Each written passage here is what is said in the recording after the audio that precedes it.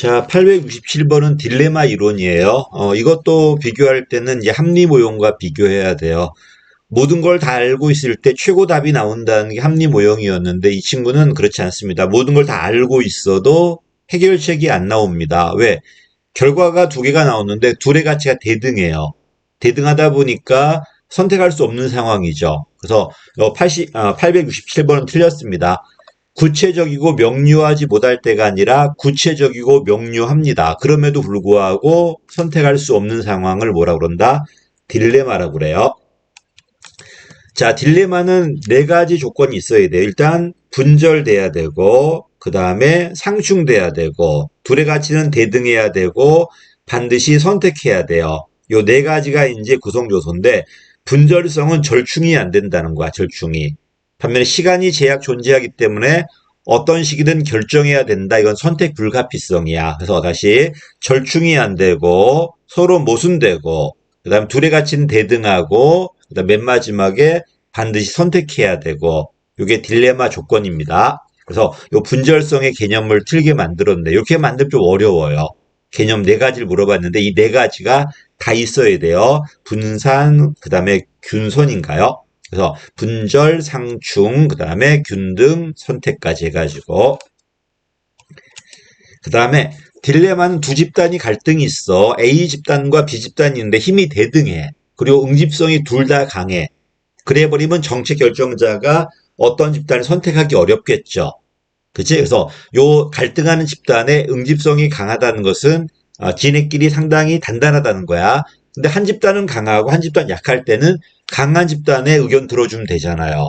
둘 다 강하다면은 딜레마는 해결이 잘 안 되겠죠. 이 말은 맞는 말이다. 증폭될 수 있다. 맞는 말이고요.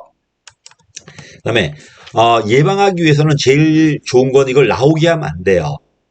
나와버리면 해결책이 없으니까. 나오기 전에 미리 예방하는 게 제일 좋습니다. 맞는 말이고, 그 다음에 개인 판단이나 이익에 의해서 전체가 딜레마 빠지지 않도록 해야 된다. 뭐 당연한 얘기니까 이건 뭐 틀린 건 없겠죠. 어쨌든 딜레마는 제일 좋은 게 나왔을 때 해결책이 없어요. 그러니까 나오기 전에 미리 막는 것밖에 없다는 거야. 물론 나온다면 소극적 방안과 적적 방안이 있긴 있는데 그런다고 해결된 건 아니란 말입니다. 제일 좋은 건 예방하는 게 제일 낫다. 아니면 미리 결정하는 거. 이런 상황이 나왔을 때는 어떻게 하겠다고 미리 장치를 만들어 버리는 거죠.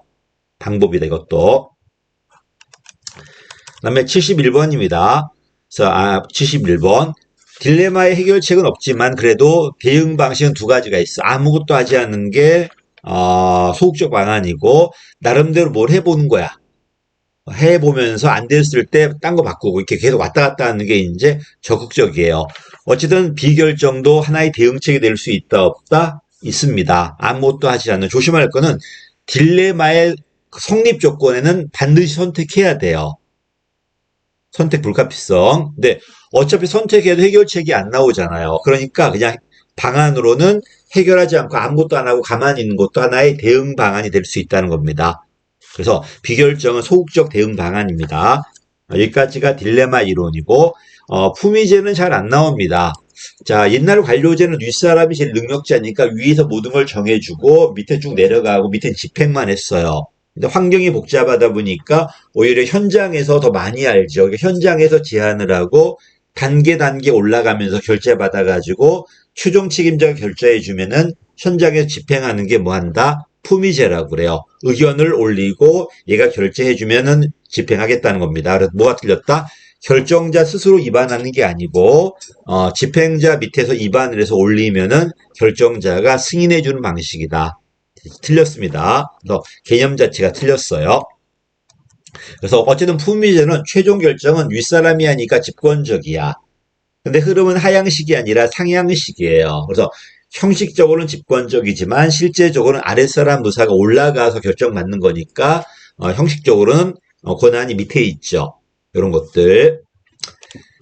자, 그 다음에 품위제입니다. 토론하는 게 아닙니다. 아래 위에 내 상관한테 개인적으로 결제받는 방식이야. 그래서 토론이나 회의를 통한 합리적 분석적 결정을 줘야 합니다. 맞는 말이고요.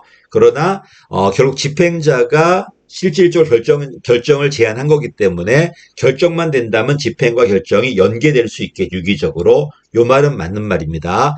아래 위로 종적으로만 달리다 보니까 옆 사람과 회의는 잘 안 하겠죠. 윗사람한테만 결제하면 되는 거지 옆에 동료들한테 동의 구하는 건 아니잖아요.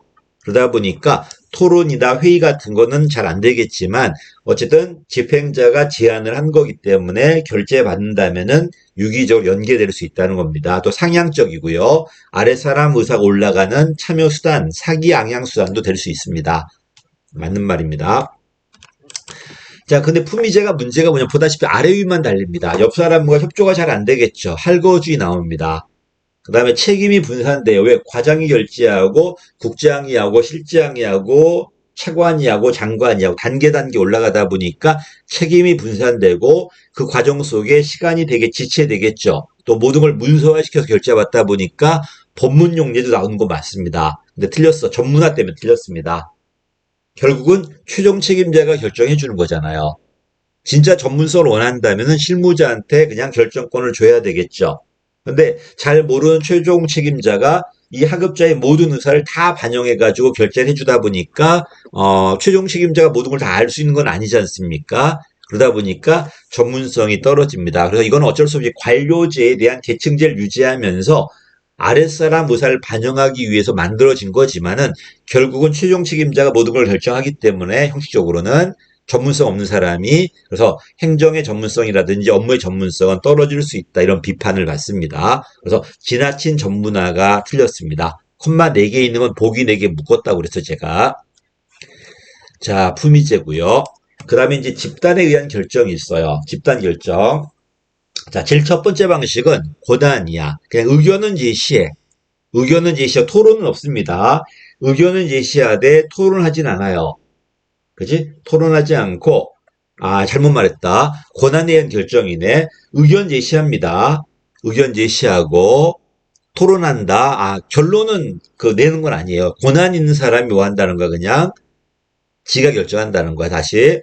무반응이라는 게 있어. 무반응이 제일 먼저거든요. 무반응은 뭐냐면, 토론하지 않아. 의견은 제시해. 토론하지 않다가 좋은 거 나오면 채택하는 게 바로 무반응이고요. 권한은 토론은 해요.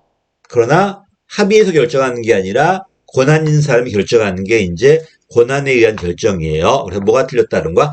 토론은 하지만 해결책에 대한 결론은 권한 있는 사람이 내리는 거지 토론에서 이루어지는 건 아닙니다.